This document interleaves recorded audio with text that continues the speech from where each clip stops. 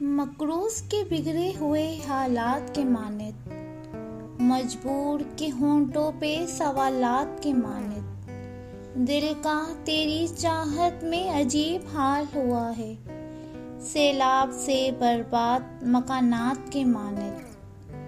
میں ان میں بھٹکے ہوئے جگنو کی طرح ہوں، اس شخص کی آنکھوں میں کسی رات کے مانند۔ دل روز سجاتا ہوں میں دلہن کی طرح، غم روز چلے آتے ہیں بارات کے مانند۔